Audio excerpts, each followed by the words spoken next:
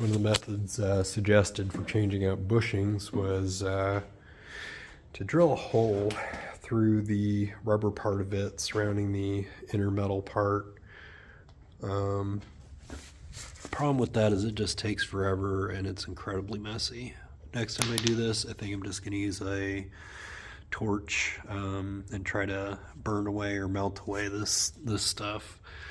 I don't care how much it stinks. This is taking me like 2 hours for each bushing, so at least 2 hours. You know, I used a drill, and then after that, I had to cut through each one of these things, and then that took forever because I don't have a Sawzall. So I think I'm probably going to get a Sawzall. Try to get these out because this is just way too time consuming. I might even just, you know, say forget it and spend $100 on getting a new control arm with the bushings already installed. The downside to that is that, you know, I kind of like having the greasable ball joints. I don't want to have to pop those out either. So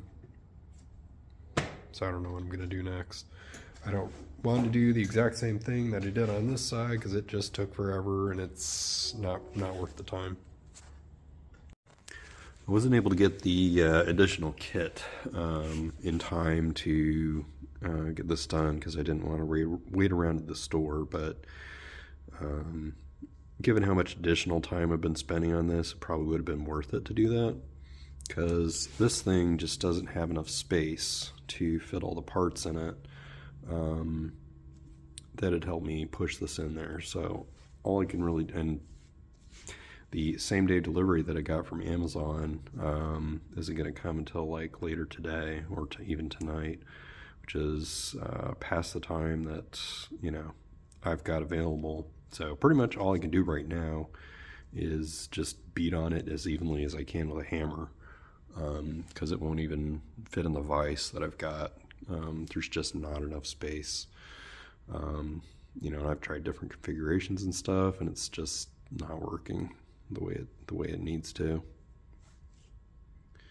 So the only other thing I could think of would be maybe to have like a, you know, freestanding press, you know, that you can get like from Harbor Freight and stuff, because then you'd have enough clearance to get all this stuff in there.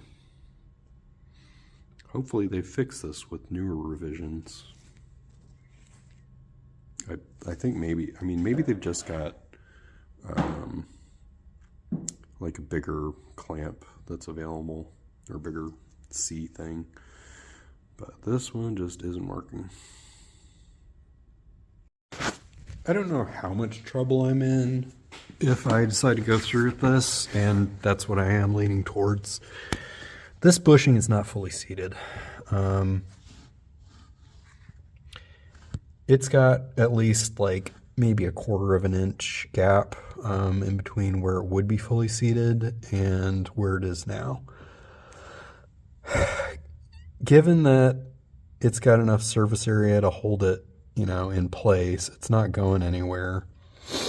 And all it really is, you know, therefore it's a bushing. It's got a center core, and it wiggles around inside that, you know, within that rubber. So it does have some, you know, travel in there, and it's there to absorb impacts and stuff. You know, the main points of friction are going to be down here towards this left side.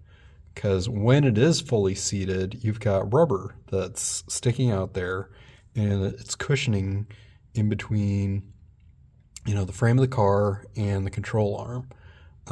If it's got less rubber there, it's going to rub against that frame, and you're going to have metal on metal contact,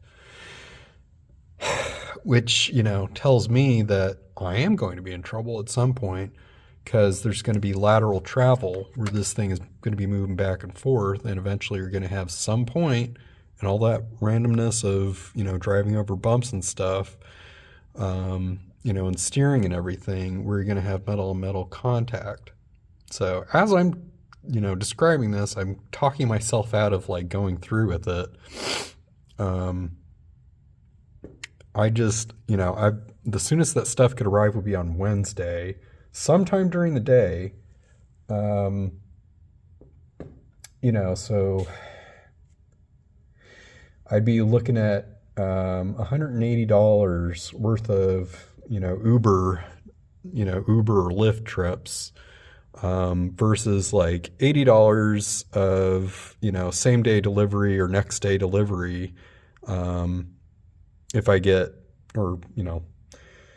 it sent to me. So even then it would be cutting down on that by maybe a day, which would still be less money in Uber and Lyft stuff. But then you got to add in the amount of time that I'd be taking to reinstall everything. So I might be looking at a couple days where I'm driving around with this janky setup until I get a replacement control arm in. I could also just wait until later in the day, risk and gamble that the torch and stuff will arrive in time for me to try to fight it using the torch, and see if maybe that'll help me mount it, the way it's supposed to.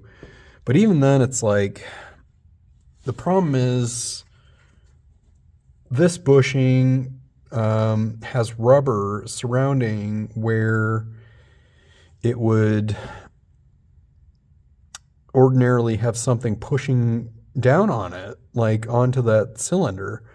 And, you can even see where I was trying to beat on it with a hammer, because I couldn't fit it into the clamp or into the, the vise or the bearing, the C thingy, because I didn't have stuff that could fit in there. It's like there's no geometrical physical way that I can cram the parts that need to be there onto the thing. And it's like I need to have two of these wider things in order to fit it in there. I need to have the accessory kit, and I can't go to the accessory kit because it's, at O'Reilly. So I guess I could bike down there and get the other accessory kit and see if it would help me mount it better.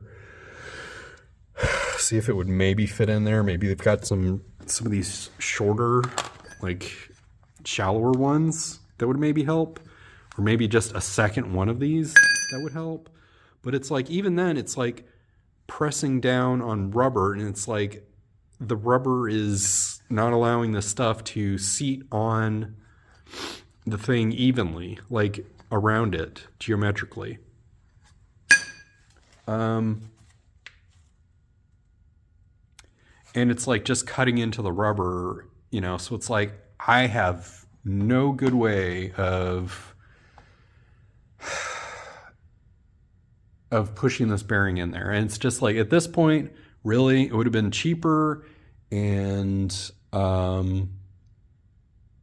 maybe not cheaper, but at least less time consuming and less labor consuming for me to have just bought one that's factory assembled with those bushings already in there. Because just with the tools at my disposal, I have tried every different combination, and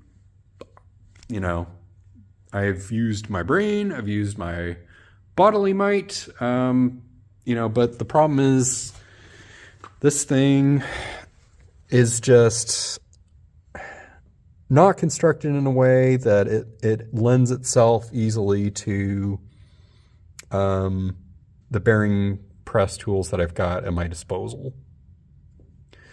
If maybe I had one of those standing presses, then maybe that thing, would enable it to work.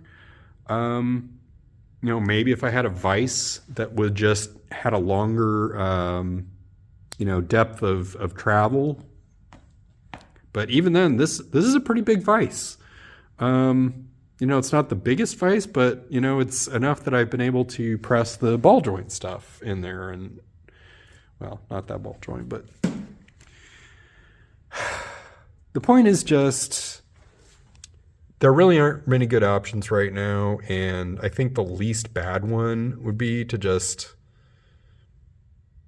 either wait for the torch stuff to get here and see if I can cram it in, using the torch and, beating on it again with the hammer, because maybe that'll let it squeeze in there a little bit easier. But I don't know what time of day that stuff is going to get here. So it's like, it might not even get here until 10. And it's like, I can't get this thing wrapped up in, like, say it got here at 10 p.m. I get up at 10 p.m. I get out here and try for 2 hours to put the car back together. Like, assuming it just even takes less than 2 hours for me to beat that thing into place, with the torch and with the hammer. That's leaving me no time at all to get the rest of the stuff back together. And I think even just putting the car back together is going to take at least 2 hours. So I have no idea what to do. It all kind of got ruined by Amazon saying, oh, we will definitely have it here, same day delivery, and then not doing it same day. I think it also, was screwed over by me not waiting for the accessory kit, for the bearing press. I think if I had gotten that, this whole thing would have gone easier, but there's just, I don't know if that magically would have provided a solution to this.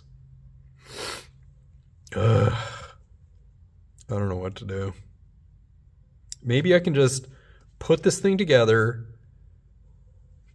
leave it like this in this terrible condition for a week, have the parts ordered, work on it next weekend, and just completely replace the control arm.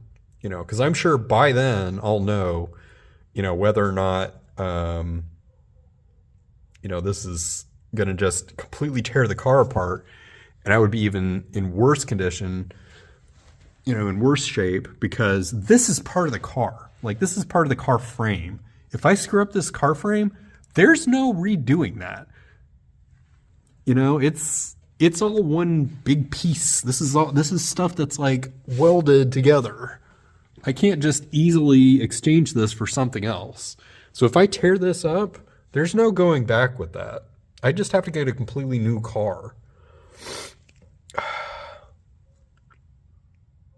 So it does give me pause, to think about what could possibly go wrong here, because I don't want to tear this part of the frame up by having metal on metal contact. And I have to just assume, I'd be assuming that little tiny 1/16 of an inch of rubber is going to be enough to stop contact there. And I kind of that's just a really iffy proposition. And I don't know if it's one that I want to make. If it's one that I want to assume. I don't know. I don't want to spend $120 plus $80 for express shipping for the stuff to get here. Like by Wednesday, and then just try to get it together.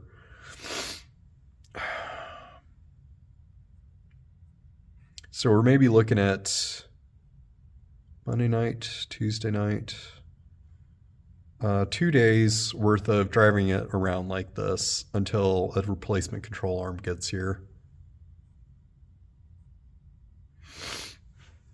And if I buy a replacement control arm and this thing works fine, then I'll be out of control, or I'll be out $75, for a replacement one.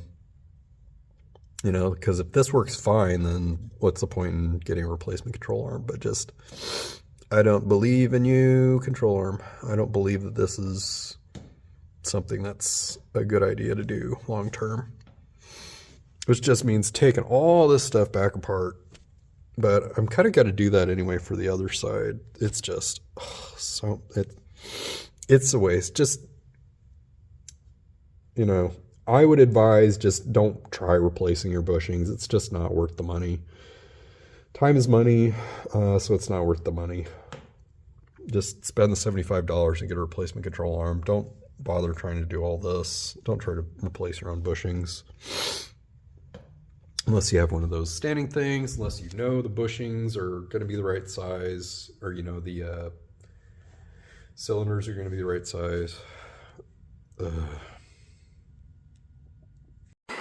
Guys, why is my next door neighbor hanging upside down from her toes?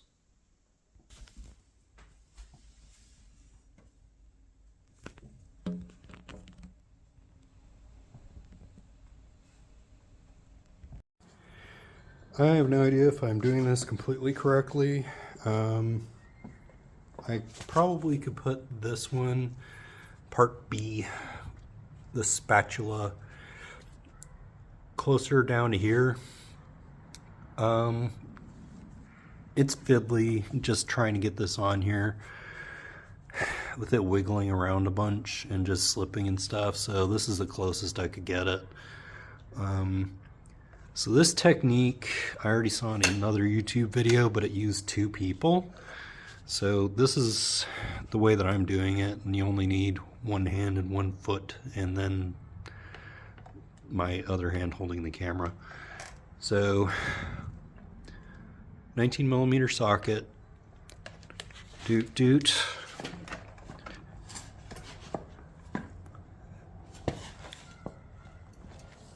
And I can't do it any further this way, and if I do this, it's going to be scraping against the floor. So just lift foot, press down while I'm lifting the other thingy, and pushing it all the way that way. And I don't know if this is too much compression or not. It's not like the coils are touching or anything. So I'm going to give it a try and see if this setup is maybe enough to get it in there. So I'm going to have to start all over again with decompressing this thing and then recompressing it. What I'm going to have to do is move the fork so that this part is right here and then it's pointing this way. So the way that I've got it right now is there's 2 problems. One is that this screw is too tall, and it's hitting up against this thing. And the 2004 Mustang doesn't have a hole there, you know, to where you can pass it through. And I don't really want to drill a hole into the frame. I don't think that would be a good idea. The other problem is that the fork is hitting this part.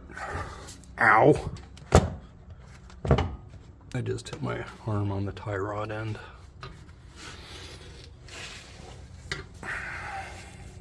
So I'm able to get it into position where the pigtail down there at the bottom is in between the 2 holes where it's supposed to be. But that noise is the fork hitting the frame. And if I twist it to where it's not hitting the frame, it gets out of alignment. And if I put the fork behind this piece, then suddenly I've got the problem where the screw is hitting the top of the frame. So this is going to take me like another 25 minutes to get it decompressed and then recompressed. So yeah, the fork is going to go. And the problem is if I set the fork too low, then it's going to start running into the bottom of the control arm. So the ideal place is going to be like a quarter of the way across from the end of the pigtail. So it's going to be facing with the fork tines out this way.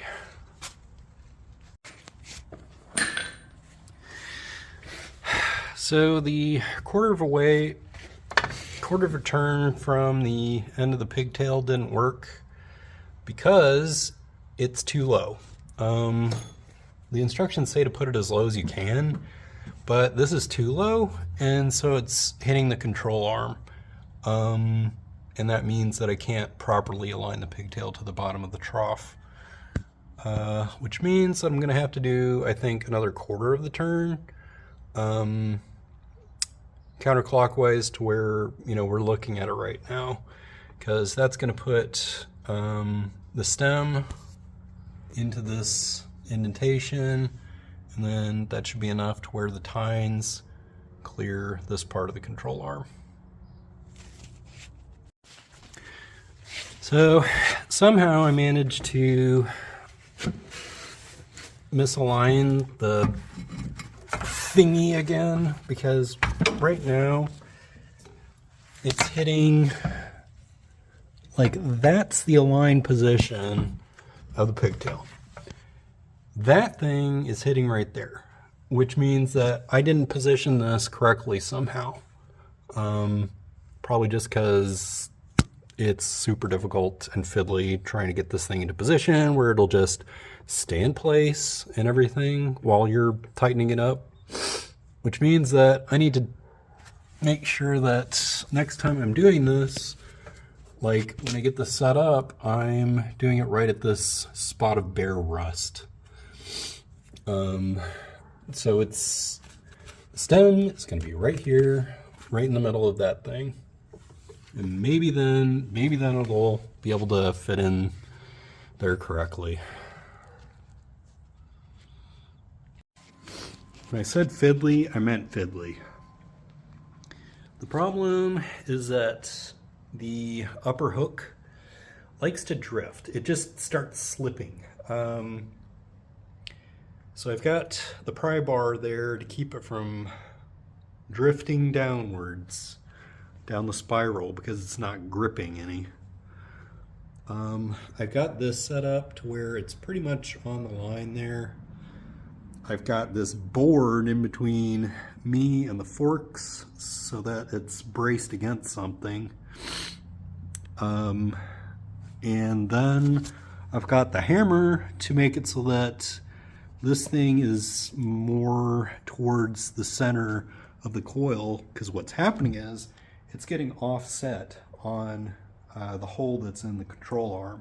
And of course they made the hole in the control arm so small that, well, two things. You can't just get that thing, like the thing that holds the hooks.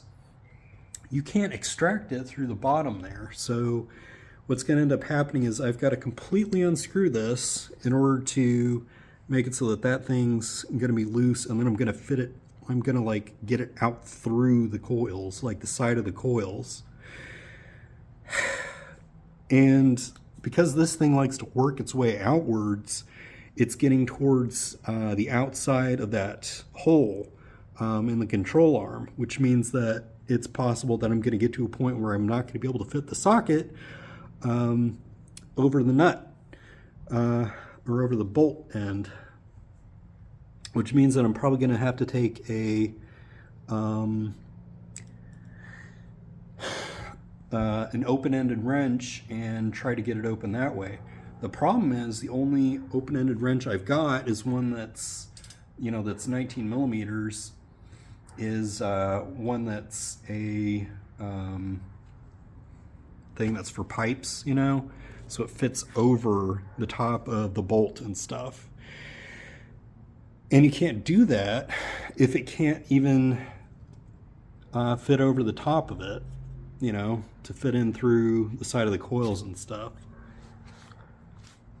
So I don't know what I'm gonna do. I guess I'm just gonna fight with it, see what happens. We might be in business. So, jack, board, space underneath there to fit a socket into, but there's no way to get it on. I do have, it turns out I actually do have a 19 millimeter thingy, so I can get it in there. It's just going to be really tedious. I mean, I tried as good as I could to get that thing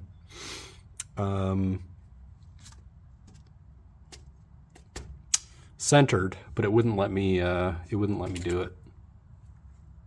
It just kept crawling to, you know, be offset. It might not be that way with other, you know, other car springs, but with the Mustang at least, it's like that. And I've got clearance. Danger, danger. Putting fingers where they could possibly be severed. It's got enough clearance in there that the bolt is maybe just only touching the frame a little bit.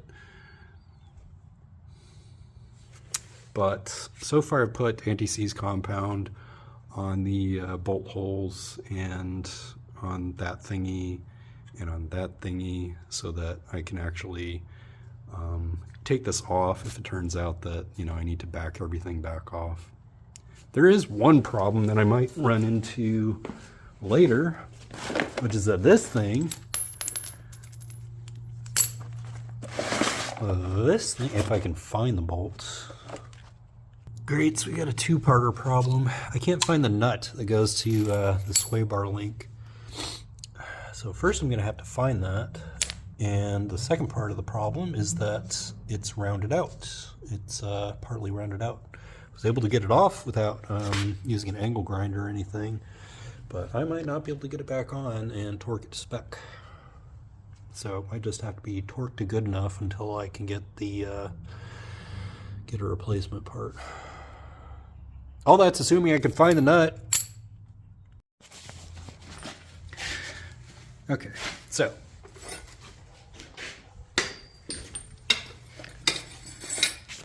I got the knuckle back on. This is 129 foot-pounds, the ball joint thingy. You have to attach the tie rod end for that to work. This is not really screwed on or anything. It's just there to make it so that you can actually twist the nut onto the castle nut onto the ball joint without the knuckle moving around. So that's 129 foot-pounds. The ones to the strut are 148 foot-pounds. So minor problem, and I think I can remedy this like once there's So two things. I can remedy this once there's once the spring compressor is out of there. It's not fully seated into the insulator at the top of the coil. I can't see my camera. So it's not fully seated into that thingy. I think maybe I can just wiggle it around with a pry bar until it's seated in there the way it's supposed to, without, you know, disturbing the bottom of it. Just there's too much pressure on the coil right now for that to work. You know, it has to have a little bit more travel to it, you know, some more ability to be compressed at the top. So I successfully was able to get that through the bottom, so at least that's working the way it's supposed to. Next step is to do what the guy said and remove the jack stand and then slowly lower it down to where it's at the curb height. That tape, like the top of the tape, marks where the proper curb height is. And the way that I did that was when the car was just, you know, regular, without taking anything off of it. That was just where it was sitting. I crawled up under the car and put the tape on there, so it's marking where it's supposed to be.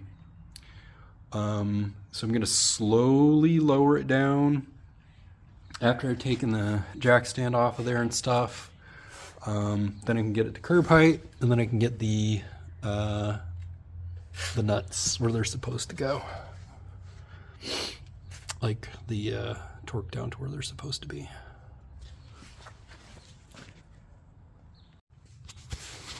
We got a problem. So look at this. That is as low as I can lower this thing. The only way that maybe I could lower it even more is if I took out that piece of wood. Even then, like, I don't think that wood is doing much of anything. I don't think it would really affect the height that much. And the reason why I say that is because even if I have this thing jacked up as far as it'll go, it doesn't look like this space is getting any smaller. So I think what's happening maybe is it's binding up. I think what's happening is, because I've got this thing up there so high, maybe it's preventing it from compressing more. Maybe just having the spring compressor there is keeping it from compressing as much as it possibly could be, compressed. Because ordinarily, when I'm lowering the car, this is enough, right? This is enough to push that up there, and it doesn't seem to be working. So I think what I'm going to have to do,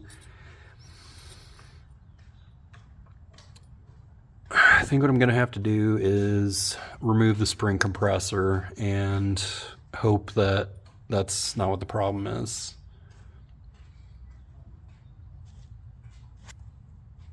Because I don't see any other way to compress the strut to where it's where it needs to be.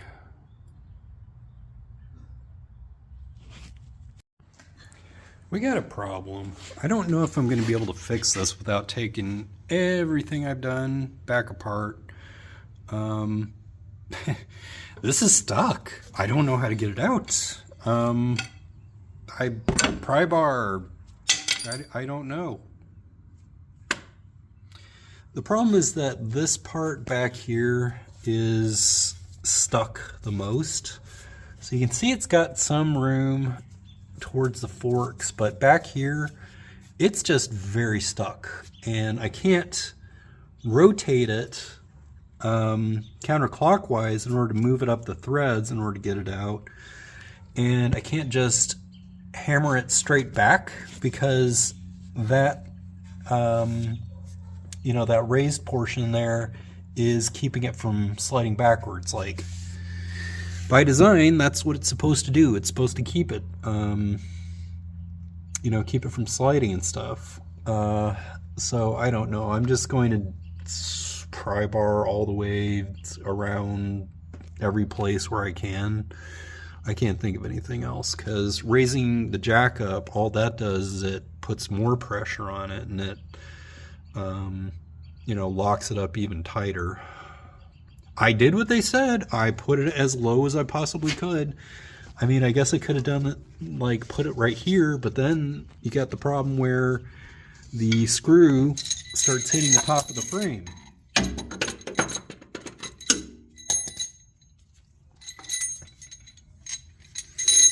I was able to get this thing out, like, just by moving it through the sides of the coil, and I don't think that just having that attached to the screw and attached to this thing was doing anything.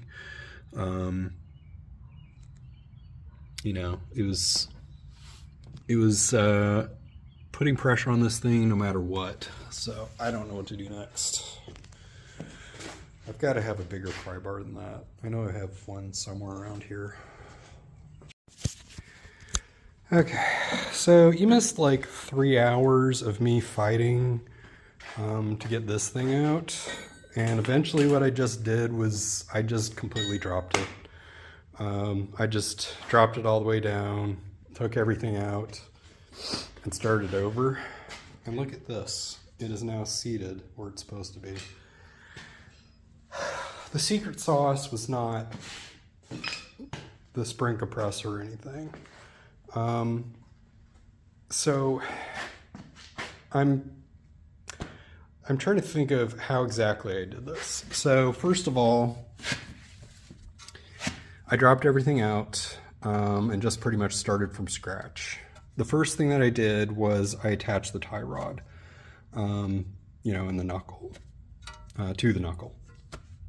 I've been at this since like 12 and now it's like 9 o'clock, so I've been at this for 9 hours. Then what I did was I used, like, from my experience of fighting for 3 hours and leveling up with pry bar skills, I was able to first what I did was I put the stupid hat on the top of the spring, and I put the base in first, then positioned it, you know, to where it was, all right, so let me try to describe this. The control arm was pretty much on the floor, right? I lined up the bottom of the pigtail to where it's supposed to go. So that was the first thing I did, you know, with the spring.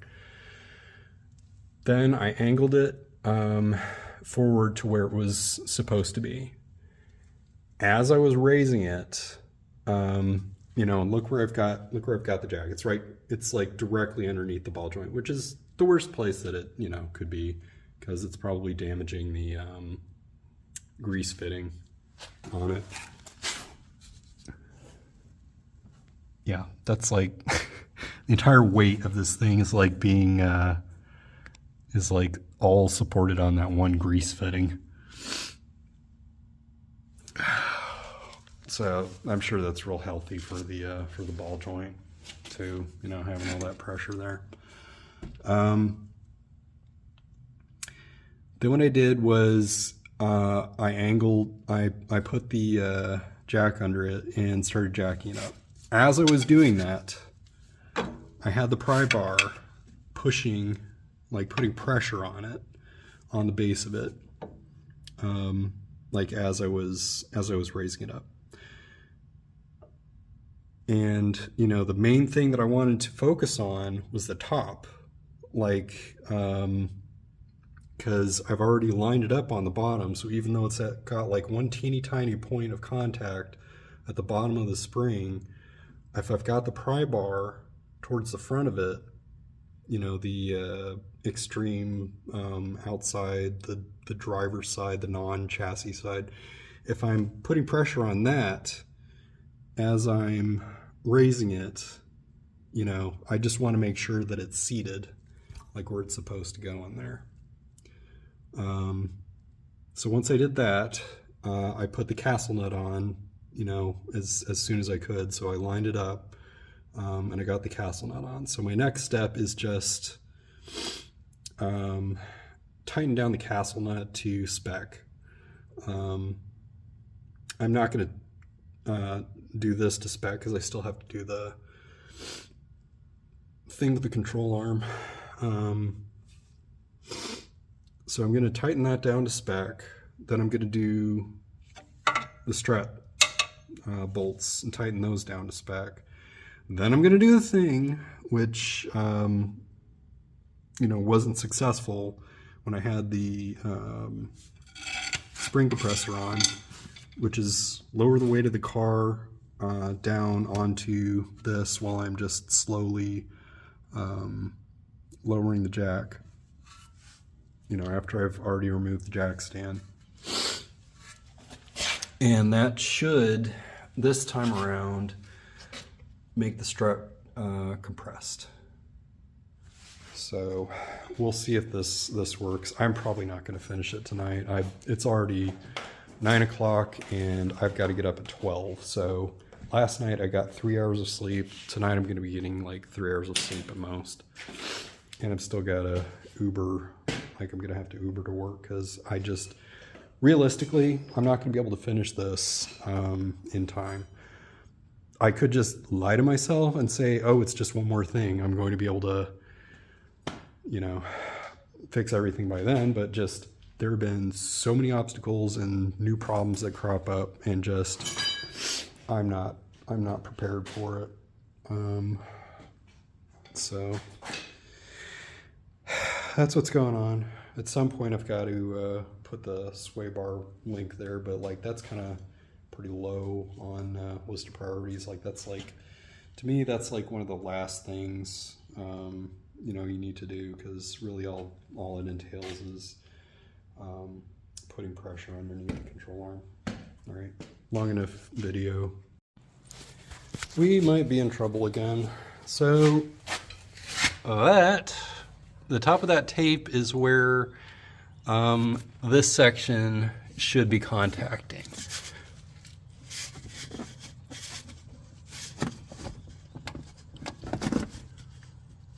That plastic cover doesn't move. So that's our reference mark for what curb height is.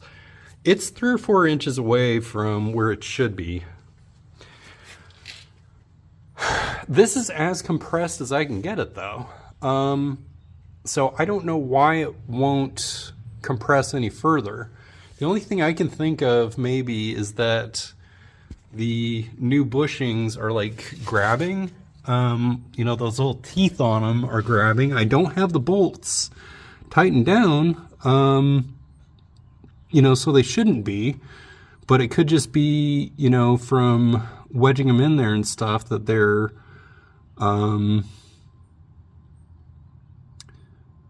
you know, that they're just providing that natural traction. But it doesn't make sense to me, because they should be able to still rotate, you know, like within the sleeve. So I don't know what to do next. Maybe I need to connect the sway bar link. It shouldn't really make any difference though. Like, I don't understand why that would, I mean, that shouldn't make any difference. Like that has nothing to do with what's going on down here. Is it maybe because the old bushing is worn out, you know, and was so severely worn out that it affects the, you know, ride height by that much? It does not make any sense. It really does not make any sense to me. Like, my next step would be to go in and disconnect the bolts from there, raise it up to where it's supposed to be, and reconnect the bolts. But that is a ton of like power that's being stored in that spring, and if I do that, there's a good chance that I'm not going, you know, that the spring is going to go flying out, and I'm not going to be able to get those lined up anyway.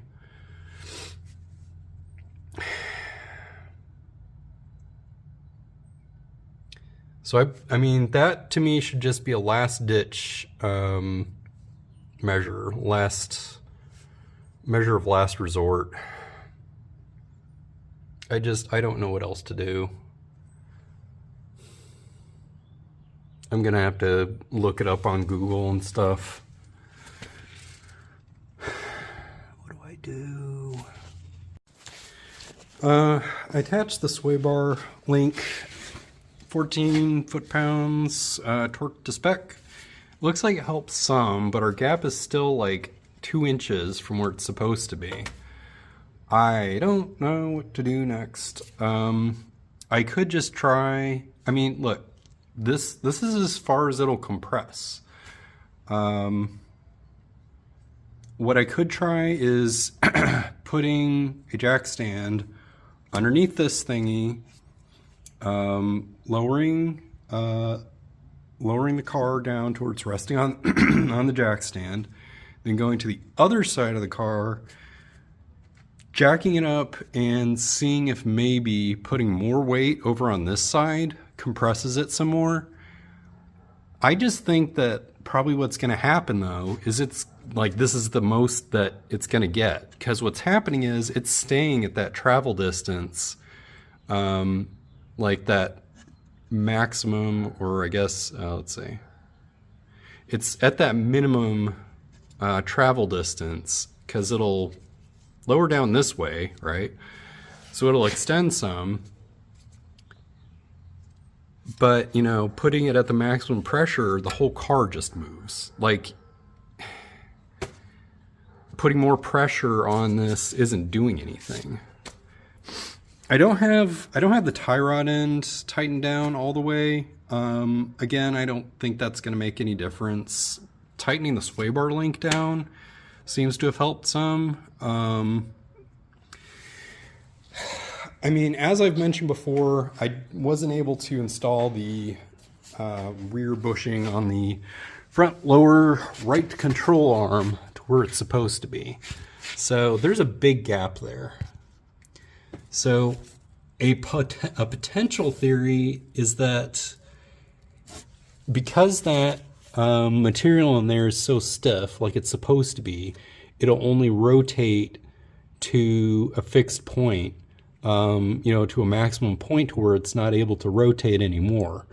So the control arm isn't going up because the material inside the bushing itself is not able to rotate anymore. It's not able to twist any more than it's capable of doing. In that case, you know, my other idea of undoing the bolts back there at the risk of completely screwing up my spring setup and everything, you know, could happen. And that's scary because I don't want to have to redo all this just because I wasn't able to get this done correctly. And, you know, I've given up on trying to get that bushing to seat properly.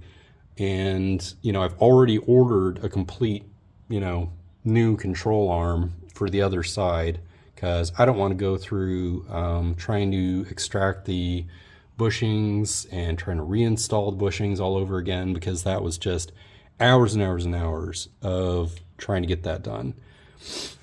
And you know, I think the reason why I wasn't able to get it done is because, one, I didn't have one of those standing presses, and two, I didn't have the exact diameter of the thingies that I needed to get it to work.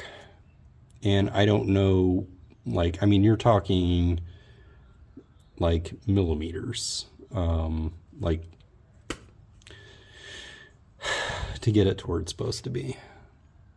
So I'm going to try my easiest idea first and then go from there, which is, you know, the easiest idea is just putting a jack underneath here, jacking up the other side and trying to see just how much oomph I can get to compress this some more to where it's supposed to go. I could also put a jack back there, but, you know, to try to move some of the weight towards this side, but all the weight on this car is like on the front half of it. So I think I'd probably get more success by doing it on the passenger side.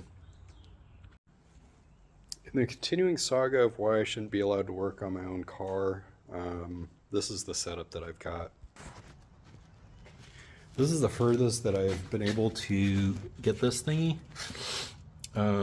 It's about a 1/2 inch gap in between the original curb height and the plastic piece, you know, and where it is now. This is the furthest I've been able to compress this thing. So my only other option here is just to either ignore it and just leave it as is. Because if you look at the strut on the other side, it has the same 1/2 inch gap in between the tape and the plastic piece.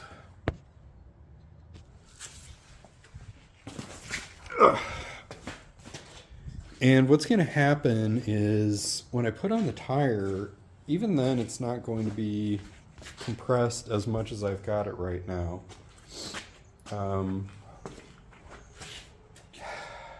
I'm thinking of just putting on the tire temporarily and seeing where the tape is at. You know, because the bolts aren't tightened down on the control arm.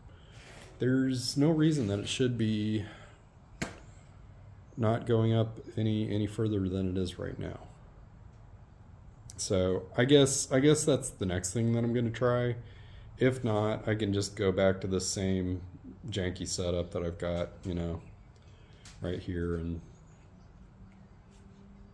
just, I don't know. I keep experimenting. I put jacks and jack stands at every corner of the car, underneath, you know, the other control arm to try to compress it, underneath the frame back there, underneath the frame back there, under the control arm. This is where I've got it right now. You know, I've tried it just lowering it all the way down, almost pretty much to the ground. I haven't exactly done that. I don't really like that idea, just because I don't like the idea of the rotor like just touching the ground. I could just leave the wood like directly on the floor and lower it all the way down on that and seeing how much it compresses. I don't know what to do next. Maybe that's an idea I should try next.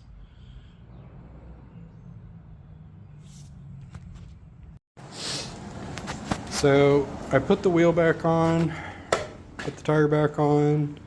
The lug nuts aren't tightened down to spec or anything. It's just it's there to hold the wheel on. If you look at the mark that I made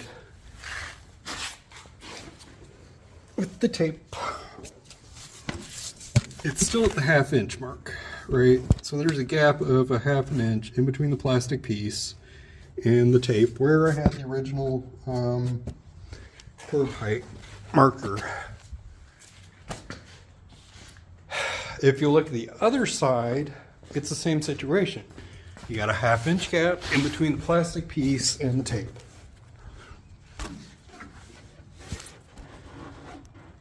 Well, it's a lot closer on this side, but I mean, the bushings haven't been changed out on this side yet. Really, the bushings aren't in bad shape like on this side. I still ordered a new control arm, so I'm just doing it anyway because you have to replace them in pairs. And I know they're supposed to be like the same brand and everything. And your, you know, your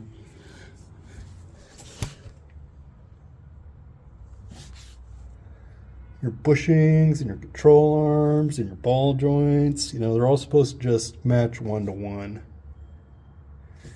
But I'm not doing that. I'm just getting a new control arm so that I don't have to press out the bushings or anything. So, the problem with this is that now this is what I'm defining as curb height. Because, I mean, it's going to look like this once I tighten down the control arm bolts anyway. The only maybe difference is, like I said, the positioning of the thing when I jam the control arm in there. Maybe the teeth are like grabbing a little bit, you know, so it's kind of restricting the movement of it some. So that's part of the problem. Still has a teeny little gap, not exact match for where it originally was. The other problem is clearance. This is not a truck. This is a coupe. I am not going to have much room to tighten the bolts down. I could go back to the thing that I had with the board and it's, you know, resting on the board and the jack stands and stuff. I'm just going to try to squeeze up in there and work with like no clearance. I've got to move the steering rack back out of the way. I'd had it positioned differently because I had to tighten down the ball joint, but now I can move back out of the way so I can access that bolt, that nut there. So that's my next step. I got to loosen up the tie rod end castle nut to just get that whole thing up out of the way. Some people I've watched commenters on YouTube videos, some of them are saying you have to do that, some of them are saying you don't, but I've already taken the whole steering rack, you know, nuts off and everything, so I might as well just make it easier on myself. Alright, so that's the next step. I've got to look up what the torque spec for the control arm nuts and bolts is. The bolt side is a 21mm socket. The other side is a 15/16 inch socket. So in order to get this to where it needed to be, I've got the breaker bar over there, and then I've got my 15/16 adapter,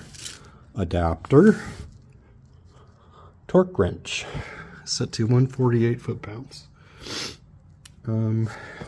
So now I've just got to take those off and do the other side, which is going to be more difficult because there's, I mean, the only way that I could get a long enough extension would be to take it all the way back to the other side of the car.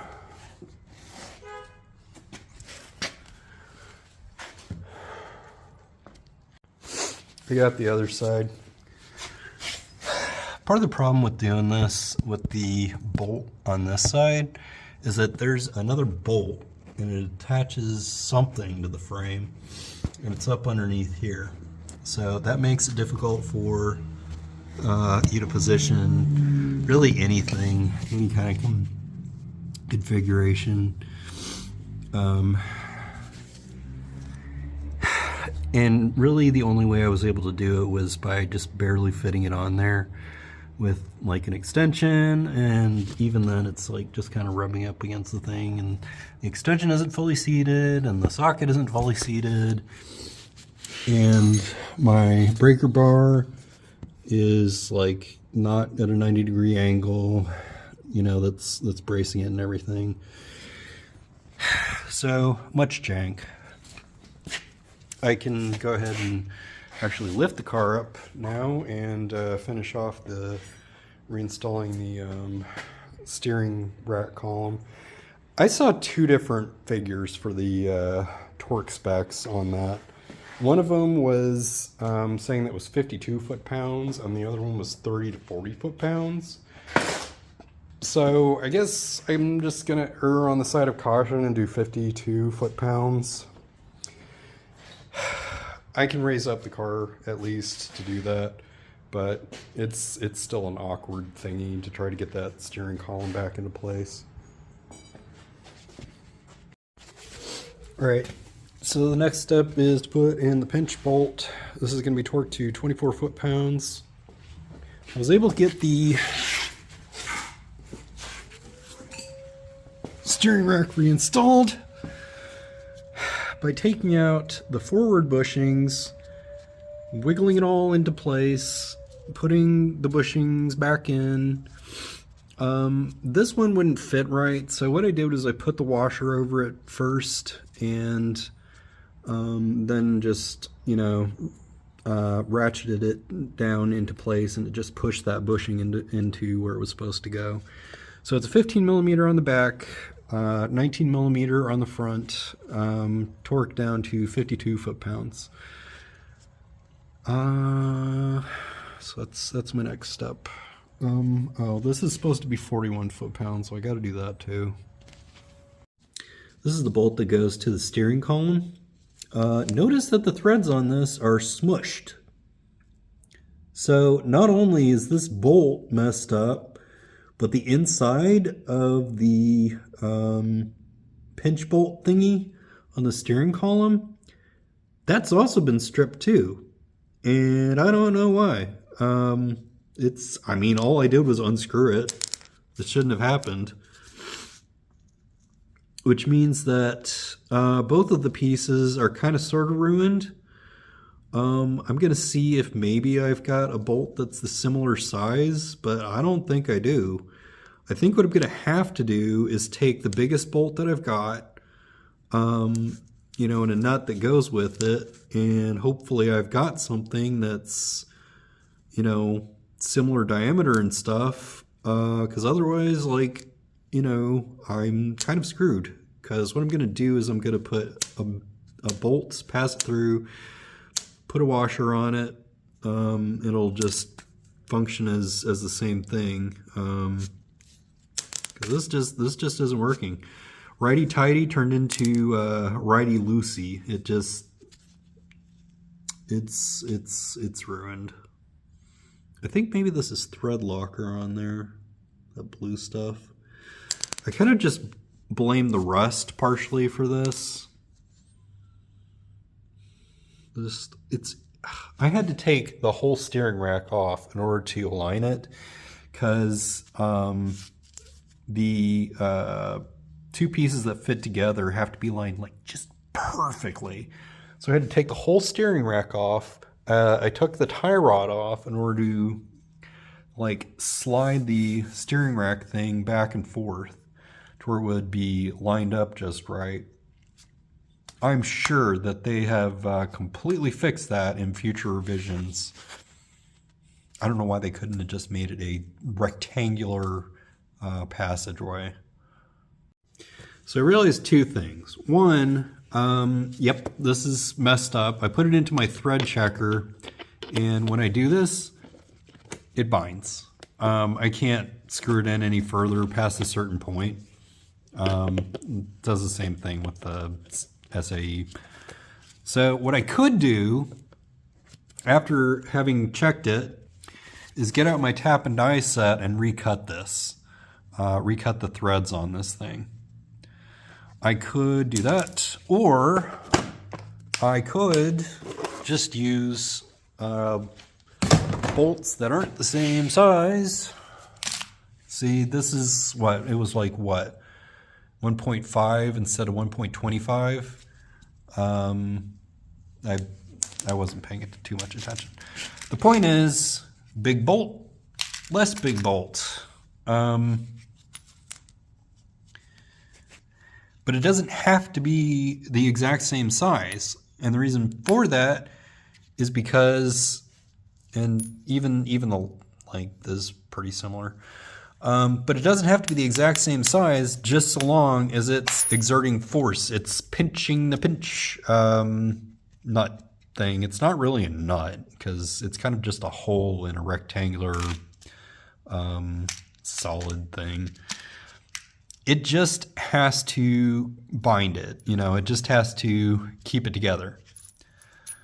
It's not going to affect like the steering itself, because it's already got this super tight, precise matchup between these two things. Like it looks like It's almost like a teardrop shape. And those two pieces had to exactly fit together, and it took me forever to get it back together.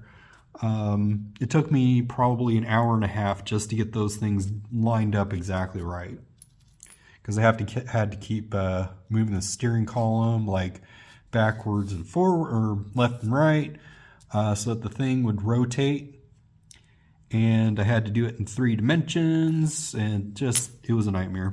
But I am just going to torque these. I'm probably going to put some thread locker on it, you know, because I definitely don't want that bolt to be coming out like while I'm driving.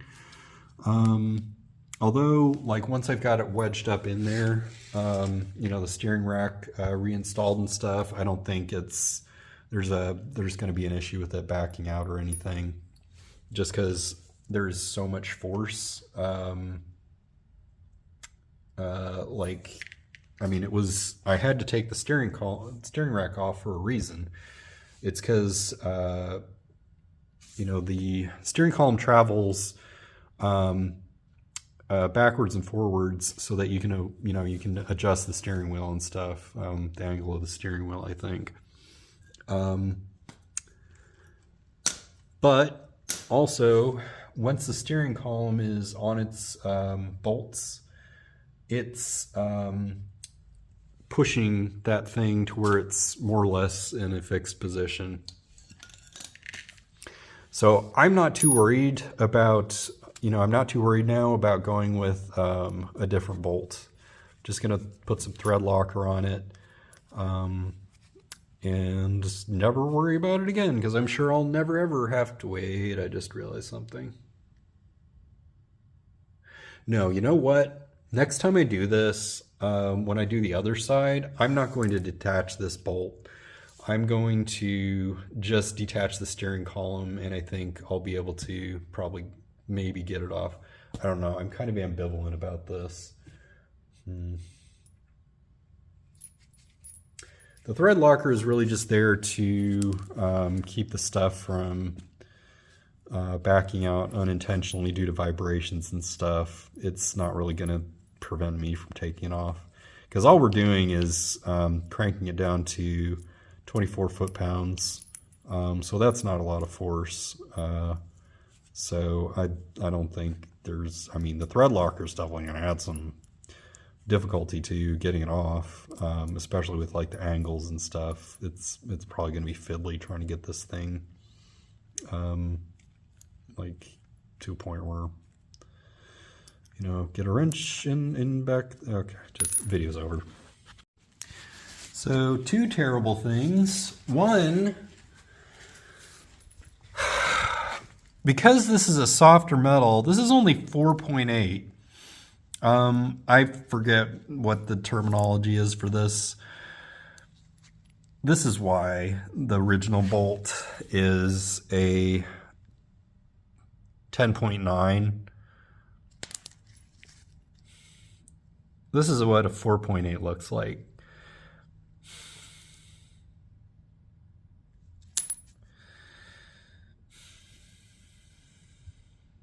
I might go back to my original plan, or my backup plan of recutting this.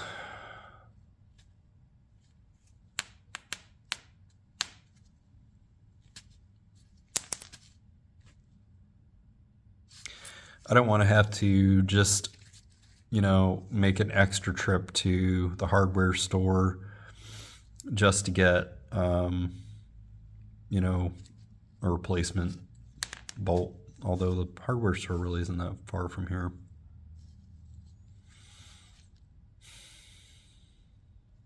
I just don't want to have to wait. I wanted this project to be over. But also, terrible thing, when I was trying to undo this, or actually when I was tightening this down, it went to righty-loosey because, of this reason, that's why. But I was like, maybe it'll hold. Maybe that's good enough, because I didn't realize it was, the threads were this marred. But I was just like, maybe it'll just hold. So then I was trying to wiggle the steering rack back on, and it fell off again, which means like another hour of trying to fight with it to get it back on. I was so close. I mean, look, this bolt and the way that the steering rack is designed is what's gonna make me have to do like $60 in Uber or more, just because this is, the threads are marred on this, and on the inside of the thing that it screws into, that's marred also, and it's not made to where it's easily replaceable. It's like you'd have to replace the whole steering column thingy. So I don't know what I'm gonna do. Maybe use the recutter thingy, the tap and die set. I don't think that would even work though, because like the inside of the thing that it screws into is also messed up.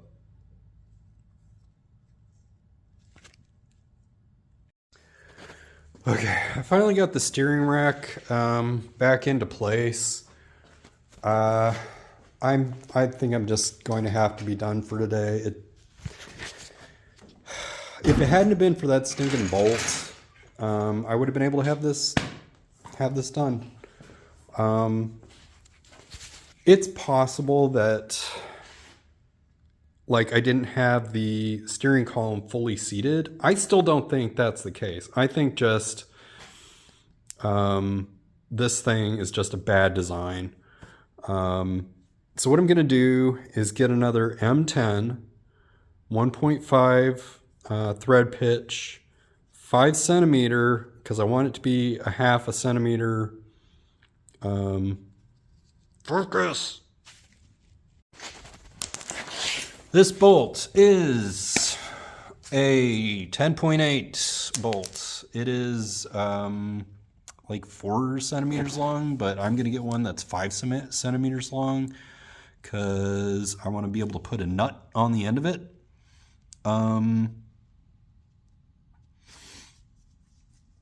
It has 1.5 thread pitch and it's an M10. So I'm going to get one that's like this off of Amazon, I think. Or maybe just see how far the hardware store is from there and just walk there tomorrow or ride my bike tomorrow. Or, you know, it's probably just not worth it to try to do the tap and die thing on this and just get a whole nother bolt, one that's longer, so I can at least put a nut on the end of it. So that way I can get the correct torque on it without it turning into righty-loosey.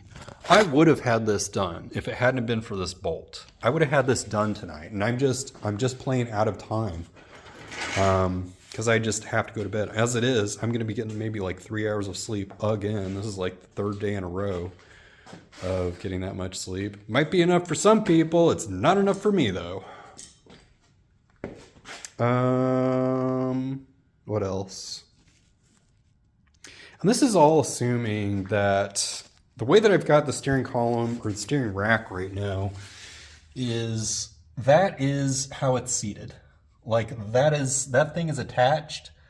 Oh, this could be a problem.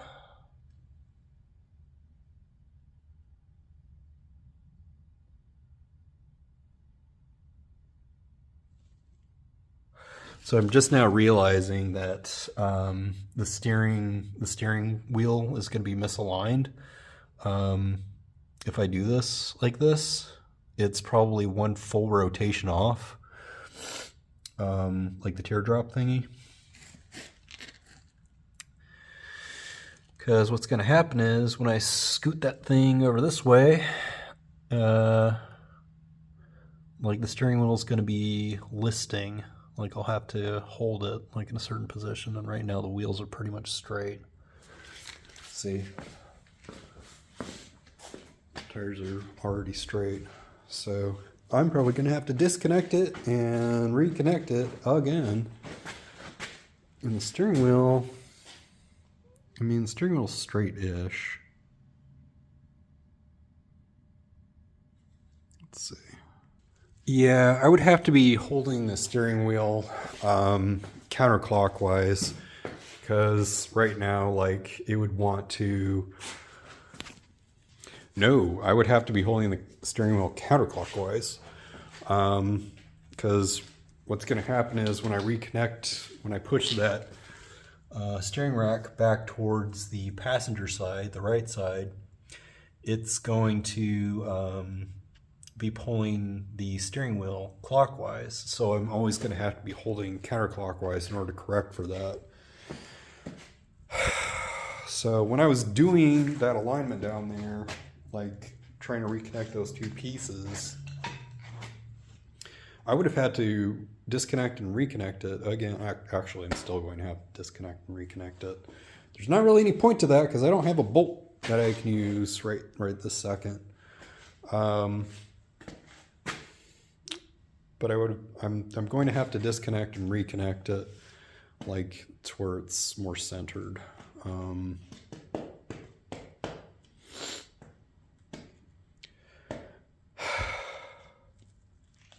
So it takes me like 45 minutes to do that every time I have to do it. I mean, it took me like an hour and a half the first time, and then the second time it took me like 45 minutes. So my next plan before I do anything else is to take this and make a little scratch on the part where the thingy, where's the other thingy on the intermediate steering column joint thingy, so that I can get it lined back up when I reconnect it. Because what I'm going to have to do is disconnect it in order to get the steering rack back on, because right now I think it's just not lined up the way it's supposed to be. So I'm going to mark it, and then I'm going to you know, get the tire off and have it on jack stand so that I can disconnect the outer tie rod end. And the reason I'm going to do that is so that I can just move the tie rod ends back and forth instead of actually moving the whole entire steering column or steering rack back and forth in order to line it up to the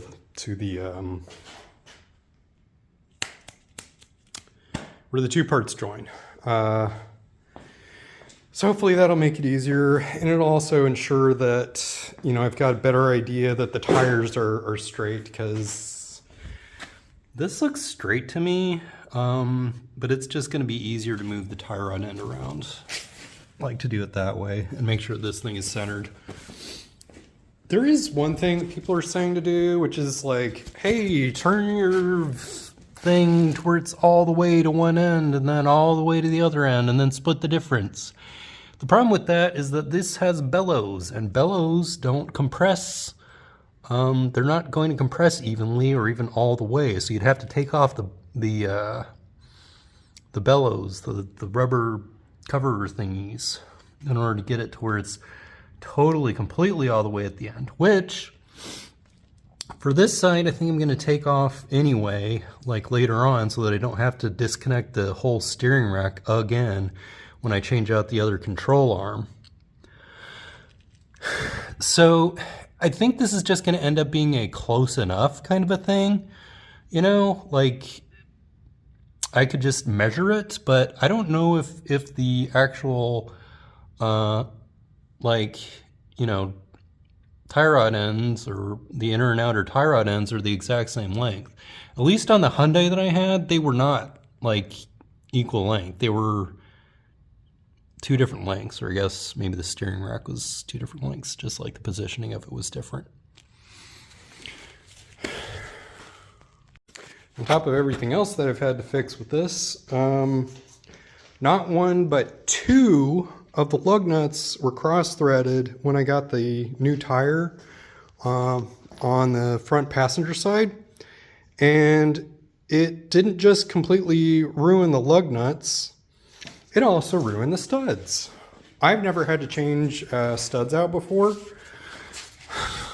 and it looks like I might have to now, because look at this. Focus. That's the first one that's messed up. This one isn't as messed up, but it's still messed up. So I don't know if it's possible to just take an angle grinder and cut off the parts that are ruined. But this is craziness.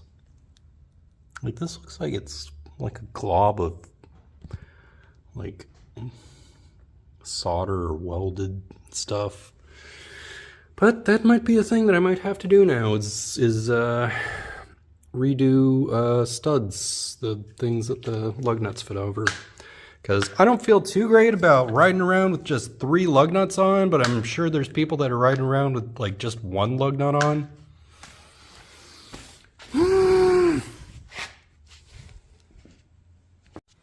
I did the thing where you push it one way and then push it the other way. And if you go all the way to the one end and all the way to the other, as much as you can push it in terms of its travel, It's about 2 3/4 turns, which means dead center should be 1 3/8 turns. But, and I also turn the steering wheel so where it's like exactly dead center, like as level as you can possibly get the steering wheel.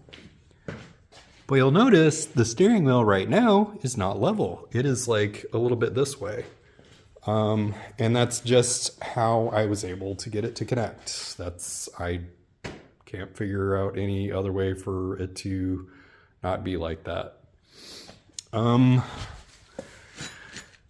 I also measured like the tie rods, like how much they're extending out from either side, and it came out to 19.5 on one side and 19 1/4 on the other, and it seems like they both ought to be exactly the same distance, like from the steering column, or from the steering rack, but they're not. And I don't know why that is, because I turned the tie rod ends when I was turning them both, like putting them both on, the exact same number of turns, because I did it 20 and 20. So I don't know what the deal is with that. When I get it aligned, the alignment done, they're going to be twisting those things off and then on to get it to line up the way it's supposed to anyway. So, oh well. Also, I'm pretty sure I ordered the same brand and same model for the tie rod ends, and somehow I ended up with an 18mm castle nut on one side and a 19mm castle nut on the other side. I have no idea. I got my new bolts and nuts from Amazon. They had 45mm instead of 50mm like I'd planned, but oh well. I'll give the brand name and everything once I get these out here. These are Uxcell nuts, S211-21300UX4643. You get 20 of those in a thingy. These are VG by X004LTAJ3F or VG11221 thingies, and of course you get 10 because they're two different brands and stuff, but I'm sure they've both been around for all of like 24 hours. So the way that I got the thing connected was the little scratch marks helped on these two pieces with the intermediate steering column linkage. I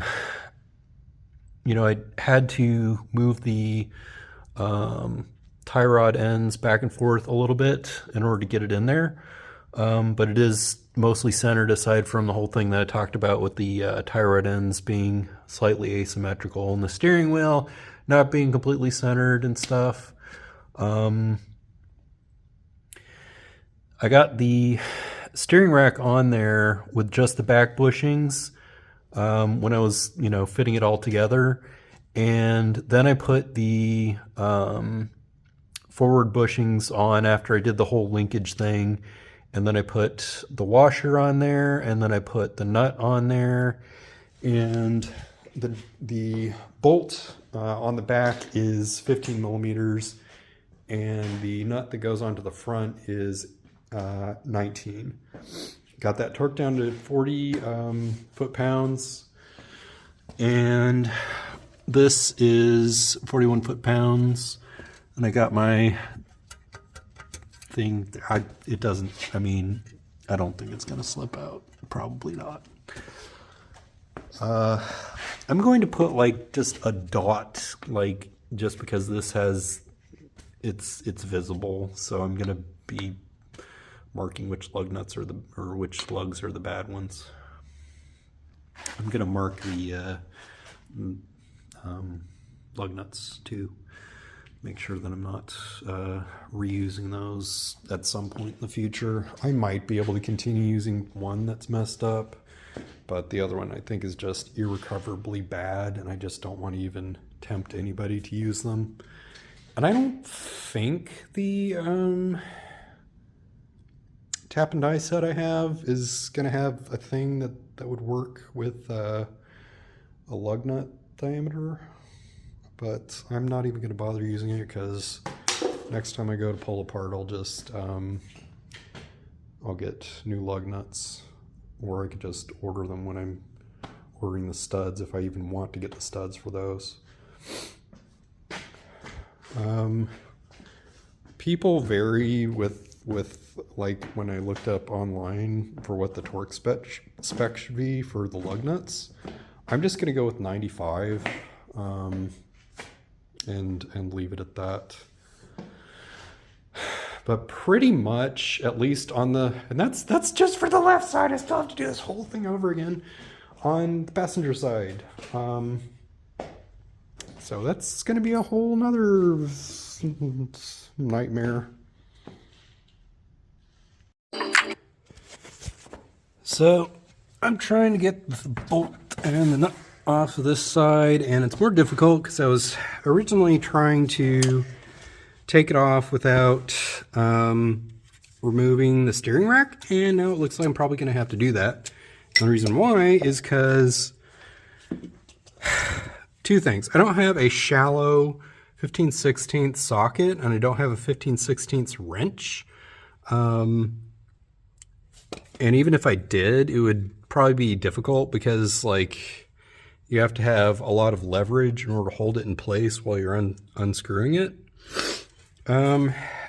So this uses a 21mm socket, and the problem is you can already tell the corners of this are starting to get stripped off, and I definitely don't want to be in a position where I've got a stripped out bolt and then I'm going to have to wait for it to arrive. So I don't want to unscrew it anymore, which is not great because it's already pretty much off. Like, it's only got a few more turns, but I'm still skeptical that I can get that off without stripping it out. You know, because that's what, how many more rotations? 5 or 6. The steering rack is, I mean, the tie rod is getting in the way, and I don't have a inner tie rod removal tool with me right now. So the reason why it's getting stripped out, the corners are getting knocked off, is because, of course, there's not enough clearance for this, and I don't have a 21mm wrench to keep it from to keep it in place. So yeah, the socket that I've got is too long, and I don't have a short one. I don't have the correct wrench. If I try to do this, it starts to bind up against this one. I've tried beating on this with a hammer so that maybe I could, you know, get more clearance so that I could use my, you know, wrench, my socket wrench with an adapter. But nothing's working, so it looks like I'm going to have to take off the steering rack. And I don't want to have to do that again. I might be able to get away with just removing the steering rack part of it and not bothering with the intermediate linkage. The steering wheel right now is angled more than I like, but I'm gonna get it. Assuming I can get this done, I'm going to get the alignment done next week. So, of course, the bolt is seized up inside the control arm bushing sleeve. I'm just spraying it with penetrant fluid every 10 minutes or so, and then whacking on it with the hammer and just rotating it a little bit and whacking on the hammer and putting more penetrant fluid on it and stuff. And I'm not optimistic that's going to fix it. So what are my options? Torch, Sawzall, cutting wheel. I don't think the torch is going to do anything really, because if I apply it to that stuff is going to start burning anyway, and it's going to smell bad, and it's probably not going to work. Like, it'll expand some, and maybe that'll break it free. I don't want to ruin the bolt, because to get a replacement, no matter who I pick, if it's an auto parts store, I'm gambling that it's going to be the right fit, because I've looked at AutoZone, Advance Auto Parts, and O'Reilly, and none of them have the bolt, even like one that's available to be ordered. There's ones that look like maybe they'd be compatible, but at least as far as their part picker compatibility tool is concerned, it's not available from them.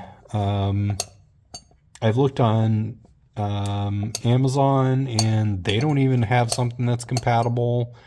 I've looked on eBay, and the closest, the soonest that those would arrive would be in 2 to 4 days. And that's a lot of Uber drives, and I don't want to wait for those. So I don't really have too many options. I could go to, the salvage yard and try to get one out of there. And I'm mentioning this because okay, I could saw the bolt. Like, the simplest and easiest thing would just be to saw through the bolt. Not even the sleeve, but the bolt itself. And that's a 10.8 hardness bolt. And look at how thick these bolts are. These are big boys. So that's going to take multiple blades to cut through just the bolt. Maybe the sleeve itself is made of a softer kind of metal. My other thought was maybe,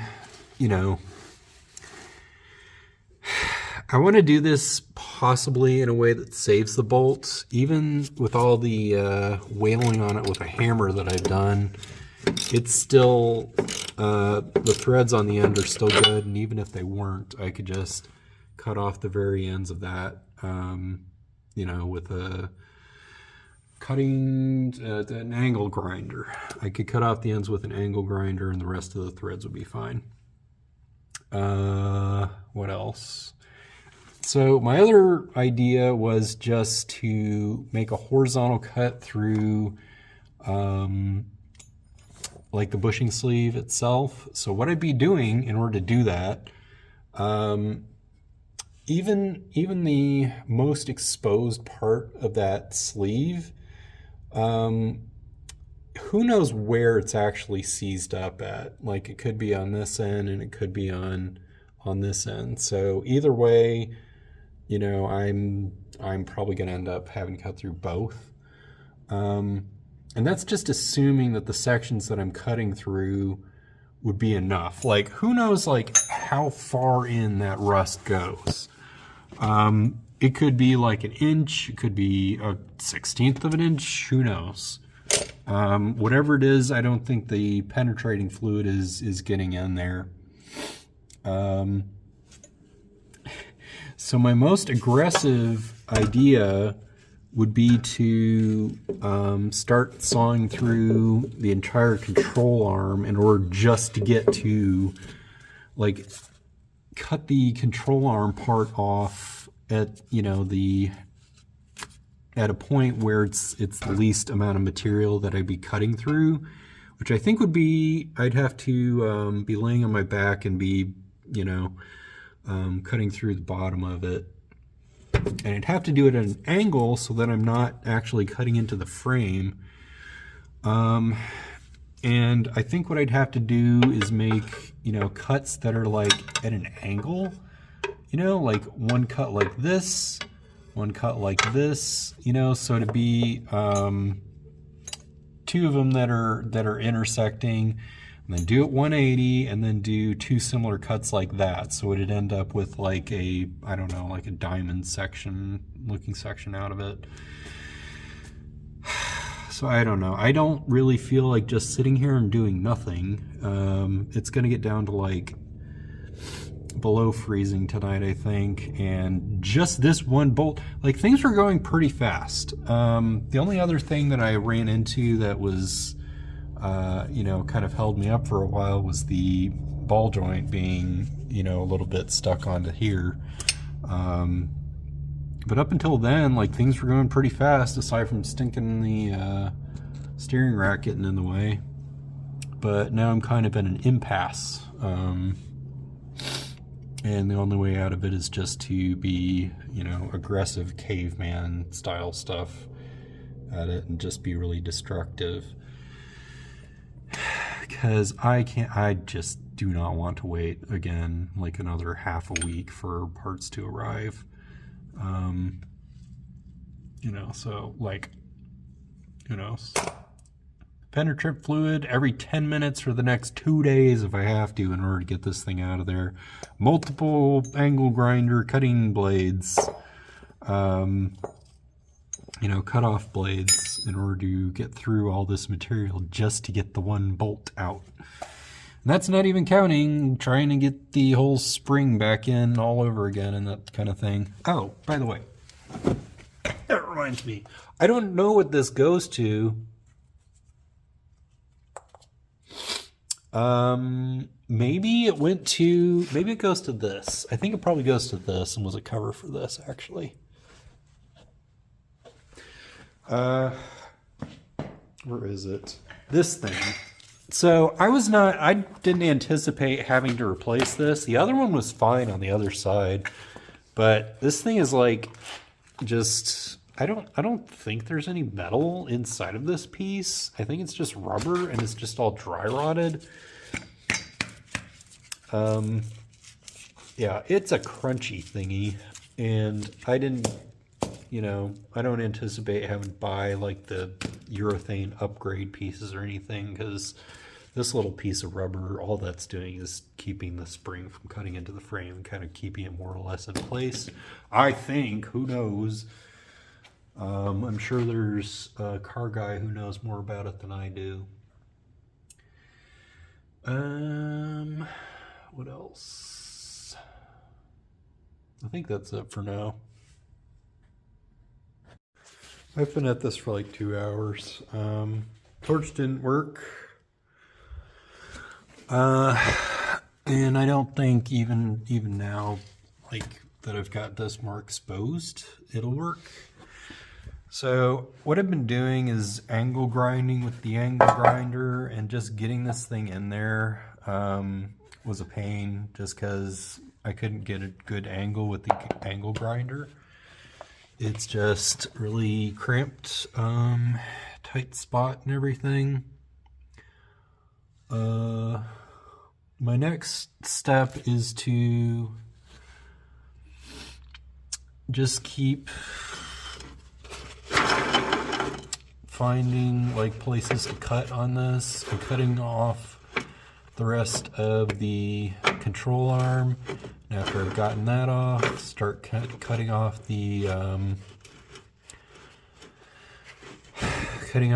bushing casing, and then from there get off all the goo, all the goopy stuff, and maybe then I can try the torch again and see if that does anything. I don't think it will, but if that doesn't work, then it's more angle grinder stuff, all just to maybe cut the bushing inner tube thingy off, like, you know, in 2 horizontal sections.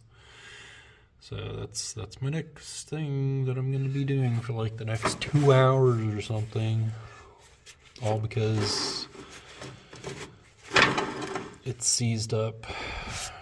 I'm going to put like grease, like people say you can put anti-seize stuff to keep rust out, but I've also seen like just grease, like regular old grease used to prevent rust. You know, I could just cram some regular old black grease in there, and that would maybe prevent rust.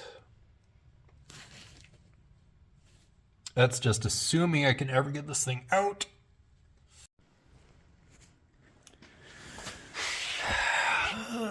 So I got this angle grounded out. Got those pieces angle grinded. I just used a razor and peeled that off. So this is what the sleeve looks like. That's the inner core of the bushing. And it is, please focus, please focus. Like, look at this. I don't, what in the world kind of rust is that? It just looks like it's, I mean, that's partly for me using the torch on it, maybe? No, it doesn't make sense. Rust doesn't look like this. I don't, it's, MAP propane isn't enough that it would just start to melt it like that. So I'm thinking I can try to use the torch again on it. And as it is, I wonder how much I've messed up the actual frame of the car by trying to get this thing out. Because look at this. Focus. Focus on this.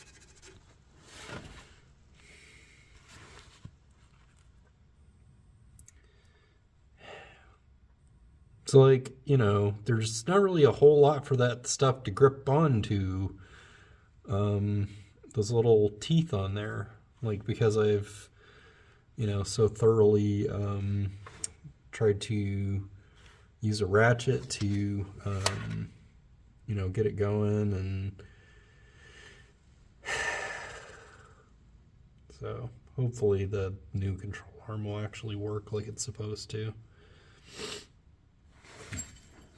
Like, this is what the new one looks like. It's got teeth on it. They're not like really aggressive teeth or anything. I think they're just, mostly there to keep it in place once, ooh, look, this has a grease fitting.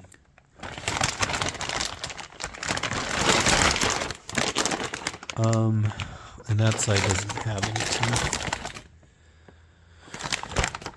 So it's really just all up to this one part to do all the hard work.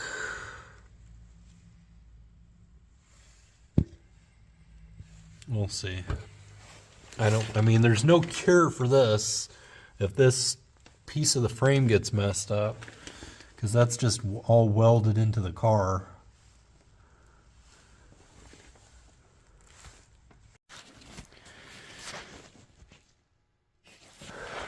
So trying to get this thing off using the angle grinder wasn't very effective. The problem is just trying to get the right angle for this just wasn't working. That thing is too bulky, and really a Sawzall, I guess, maybe would have been more effective.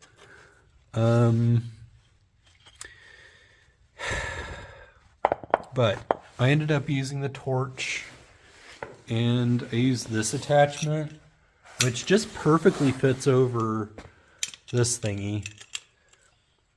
So I just, doot all over it.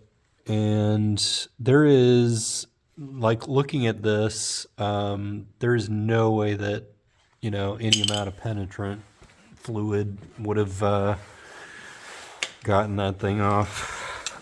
So this is what it looks like. It's had a lot of corrosion on it. Ideally, I would be just tossing this in the garbage and getting a brand new one. I don't want to wait 2 to 4 days or, to get this done and have to spend another $120 to $180 worth of Uber trips. I need this, I've only got one car and I need this done. So I'm just going to try to clean this off as good as I can, and just glob a bunch of either anti-seize compound or grease onto this thing. Grease is actually pretty effective at, like, eliminating rust. Like, I had some on the Hyundai Accent that I used to have, and just certain parts of it that had, a ton of grease all over it were just really well preserved compared to the parts that weren't. So, yeah, I'm just gonna do my best, and then I don't know if I want to continue doing this tonight. You know, it took me like 7 hours to get this thing off. I don't know. I want to at least clean it off. I do have some Rust-Oleum, I think is what it's called. No, it's Evapo Rust. I think if I use that on the bolt, it's just going to disappear though. Like I won't have any bolt left. Yeah, I don't think it really matters. It doesn't need to be like smooth and clean just because it's going to get rusty anyway. Like the damage is already done to it.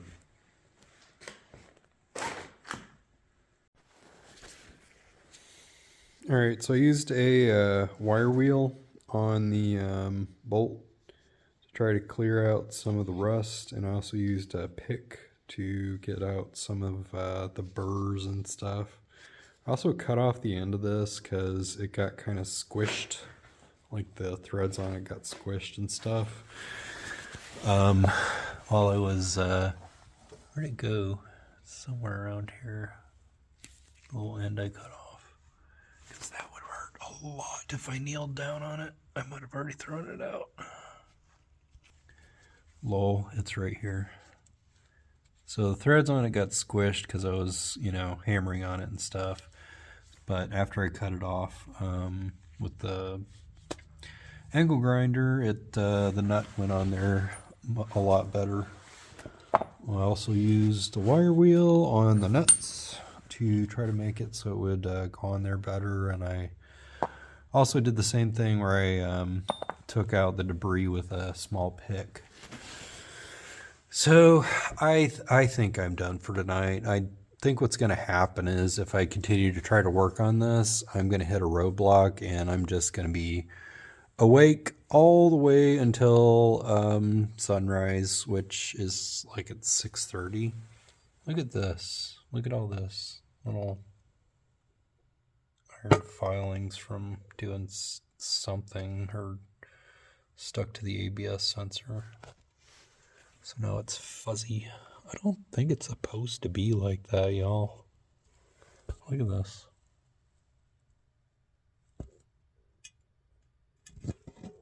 Look down in there. Got those small iron filings on there too. Wonder if this is inhibiting the ABS braking system from working, because it's not working right now. Like the ABS light is on and I don't know why, and I don't know which sensor it's coming from.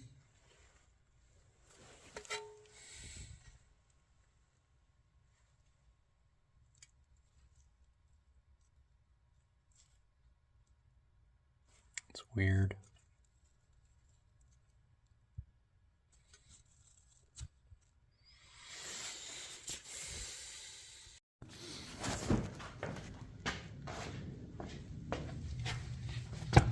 I put a bunch of anti-seize compound on the inside of the bushings and all over the nuts and bolts.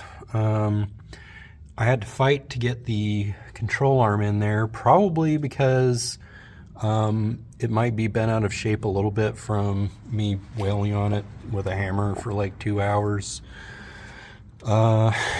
So I've got those screwed in there. The orientation that I've got this bolt is different because I wanted more clearance, you know, to get a ratchet in there, you know, to make it easier to fit stuff in there if I ever need to take it back out.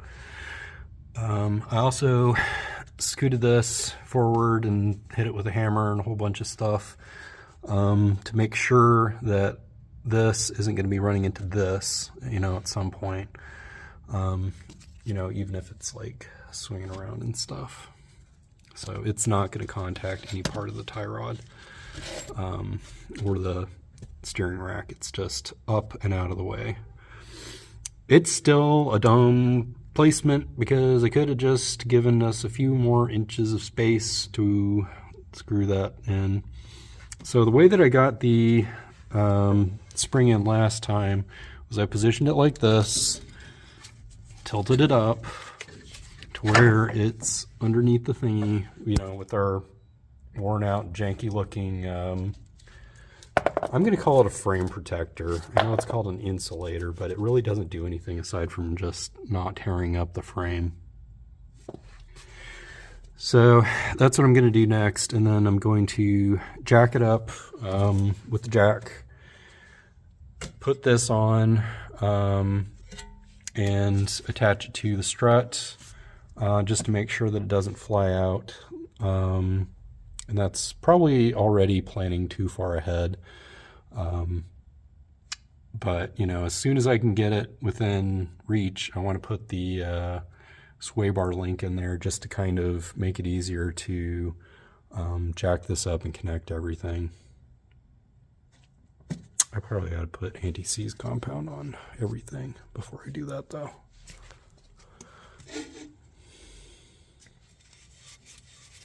I'm not going to wire wheel this stuff. I'm just going to put anti-seize compound on it.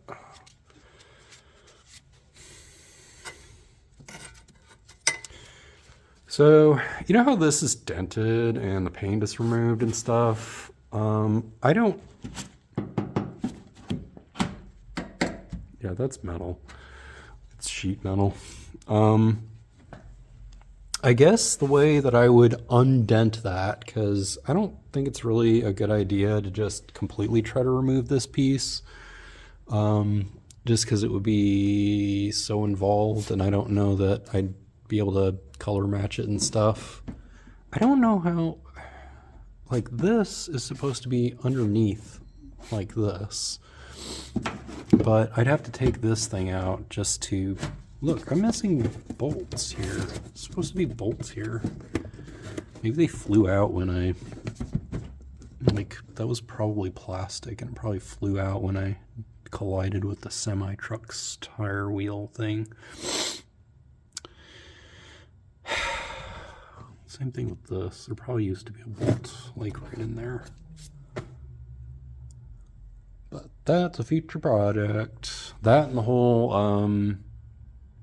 light, the check engine light being on, and the codes that I got that are like, your catalytic converter's bad, and the fuel mixture is too lean, and there's like 12 different things that it could be, you know. So step one would be doing a vacuum leak test, but the empty jar of jalapenos and the jar of like tube fittings that I got is missing, and I don't know where it went because I moved and I don't know where I put it. So it could be anywhere. I feel like I've looked everywhere for it and I still can't find it. So I don't want to have to buy a new baggie of like tube fittings, but those are like $5, I think. I do have the pump and stuff. I know you can do it with like a cigar, but I'm kind of emotionally invested in jar of jalapenos and brake fittings. All right. So next step is the spring, the most painful of things. This thing is so heavy, and I don't have any object that's tall enough to rest it on. So it's just like tension on this, getting everywhere. It's like super heavy. It feels like it's 40 pounds or something. All right, so far what I've done is jacked up the thingy. Then I already had those in place. So I jacked up the thingy, put the springy in the thing where it's supposed to go, attach the castle nut. So the castle nut like has like the holes in it are like right in front of where that raised thingy is, and so it's blocking the hole. So I used the world's tiniest cotter pin and fit that in there and bent the fork so that it would stay in place-ish. Then I jacked it up some more and put the things in. This is 129. These are 148. That thing is 14. This thing is 41. The tires are 95. Those are like 40. I'm just gonna say they're 40. I think that's the stuff that I have to tighten. So the control arm bolts, those are 148. And what I've done is I've kept this detached while the car is lowered so that I can actually have some room to work with to tighten this thing down some. It's still going to be terrible, but oh, look at that. It's got the fuzzies on it. I don't know how that happened, but it did. Alright, so that's my next thing. It's 21 millimeters on the bolt and 15/16 on the nut. So this is the bolt that goes on to the steering rack, and the problem was I couldn't get the steering rack pushed in far enough with the front bushing on the passenger side, and so I was trying to press down the washer and the bushing with this nut, but I cross-threaded it because it was at an angle, and the reason why it was at an angle is because I'm trying to shove the bushing in, and it's just not working. So I think what I'm going to have to do is, I've already ordered replacement nuts for this, but I don't know if they're going to arrive in time today.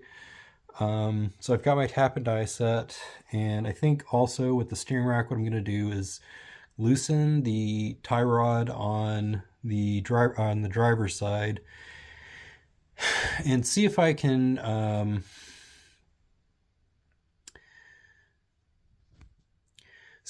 get the steering rack on first and get that bushing on the passenger side kind of in place, and I might even have to undo the intermediate linkage in order to kind of position the steering rack to where it's actually in place and stuff. But as it is right now, this will not go onto it won't even go onto the threads of the bolt on the steering rack, and I can't even remove the bolt to get a new one because of course it's rusted in place, completely seized into the sleeve that fits into the hole in the K-frame. I think it's a K-frame. I'm really not sure about that. So this is kind of my only option because I don't know when those nuts are going to arrive. I need them before 10 p.m. or whenever. I need time to actually work on this and see if the nut will actually do something. So I'm probably not going to be using this nut. I need to kind of get the work done in advance of just getting the steering rack into place and maybe bolting down the passenger side with the other nut. That's assuming I stinking have the right tap and die things for this, because a lot of these are SAE or NPT fittings. Yeah, all these are SAE, of course they are. But this thing is a 12 and 1.75 thing, metric interior threaded thing. So I don't think I have the stuff that I need in order to get this retapped. And if I try to order it, it's not going to arrive in time. And probably it's going to be more expensive than just buying a new metric tap and die set. This was $35. I've been trying to sell it on eBay, but nobody wants it apparently. Stuff is only expensive when I'm the one buying it. It's never when I'm selling it. So I don't know. Maybe one of these will work. I'm really skeptical that it will. I need to look up what these actually mean because I'm not familiar with the stuff. I'm assuming that these are NPT thingies, and these are just, regular old mechanical stuff for, automotive use. I tried using the next closest thing in SAE, which is 1/2 and 13. And it's a coarse thread. That didn't work. I don't know if you can tell from this, but it's just a little bit bigger than the metric version of 12 and 1.75, and it looks like it's just ruining the threads even more. So I don't really have a way of doing a tap and die thing with this, not with this kit at least. I might have to just For future use, buy another $35 worth of taps and dies in metric. I don't think they had it in stock when I was originally getting this, but maybe it's gotten in stock since then. But that doesn't help me today. Today I'm just screwed. The only other taps and dies that I have are some NPT thingies, I think. And even then, those are like smaller ones, I think. I could be wrong about that. So I don't know what I'm gonna do. I keep saying that, but I keep running into problems where it's like I'm lost. I don't really have a solution to this. Like, all I can do is just wait for the nuts to arrive. I can maybe do everything else, aside from putting on that last nut on the steering column. I don't think it's a good idea to be driving around without a nut on that thing. I could see if maybe like the hardware stores near here have like a similar nut, so that I'm not having to wait on the Amazon shipment. Because again, I don't know when the Amazon shipment's going to get here. Okay, so I'm thinking some more about stuff. All I've got is the half NC13 thing, which, you know, is not going to give me the right kind of threads for the bolt that's on the steering rack. And I can go to Advanced Auto Parts, because it's the nearest one, and get a nut temporarily for the driver's side thing. So, you know, just use the driver's side bolt or nut on the passenger side and get that all set up and get it ready for when the nuts arrive. So that pretty much all I'd have to do is, you know, get the bolt onto the driver's side and then drive off. You know, get it off the jack stands and be ready to drive off. That doesn't solve the problem that the bolt on the passenger side has its threads messed up. So, and there's no way to get that bolt out. So my options are really only buy a die for that bolt and wait for that thing to arrive, but that's not going to arrive until tomorrow, like at the earliest. You know, so what do I do? I could maybe use this and just use this on the end of the threads, you know, even though it wouldn't give me the exact thing, it would give me something that's closer, right, to enough so that the threads aren't like just mashed and ruined on the bolt, because that's kind of how they are right now.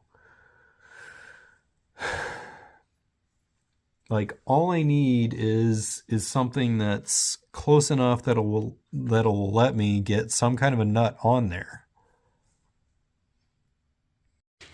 Turns out I actually do have little taps for 12 and 1.75 threads. So I did that to the nut, and I don't know how much it cleaned it up. I just know that it worked. So what I did was I took the outer tie rod off on this side and took the tire off and lifted it up and undid the bolt on the driver's side, moved the steering rack around, bolted down the steering rack bolt on this side, then bolted down the steering rack bolt on the other side, and then I was like, well, as long as the outer tie rod is off on both sides, I might as well try to see if I can line it up some more.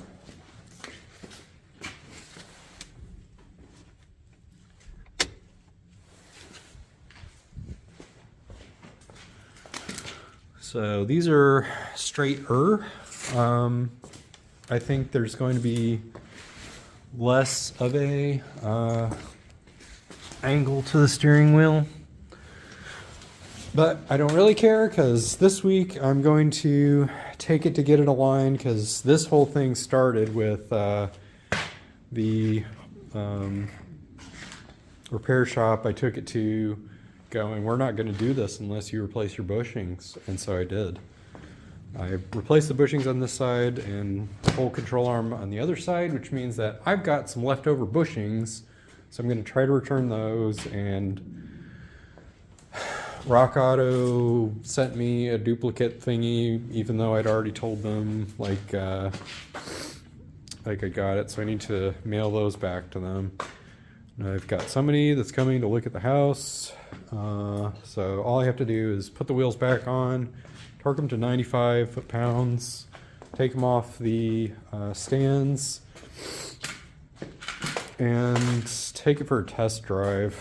Although, given how filthy my clothes are, I'm probably gonna take a shower, change clothes, then go from there. I'm not gonna clean up the garage. It's already past 3:30. I need to go to bed at 4. So that's what's going on next. Garage is just gonna stay like this.